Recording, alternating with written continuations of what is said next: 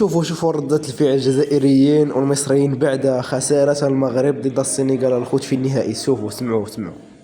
قلة الأدب وعدم الاحترام وعدم الأخلاق بتاعت الجزائريين والمصريين في الشوارع، بيحتفلوا بالمغرب في الشوارع والكلام اللي هم قالوه. اسمع معايا كده المؤثرين بيقولوا ايه، اسمع معايا. عايز اوجه رسالة للناس اللي شمتانا في المغرب وجمهور المغرب: سنغالي علينا غالي، سنغالي علينا غالي، سنغالي علينا غالي، ولا عمره بينهزم. سنغال من يومنا والله سنغال كويسة.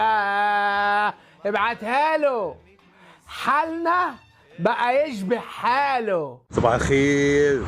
اليوم الأول للهزيمة حق ديال موروكو أمام السنغال بهدف بابا جاي، أعاده الله علينا بالخير واليمن والبركات. صباح الخير صباح الخير صباح الخير. حياكم الله، مرحبا.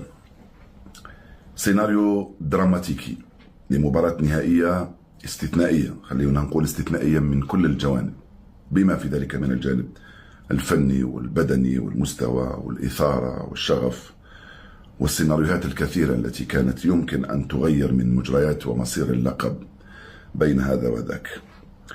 طبعا بالنسبة للاعبين والمدربين ولنا أيضا وللجماهير بعد المباراة، طبعا قد نقول بأنه تصرف السنغاليين كان طبيعي، أو ردة فعلهم ونرفزتهم كانت طبيعية. أنا لا أقصد محاولة الخروج من المباراة، أقصد ردة فعلهم وغضبهم على حكم المباراة كان طبيعي، وهذا امتداد أيضا لجدل كبير أثير حول الحكام في هذه البطولة في بعض المباريات.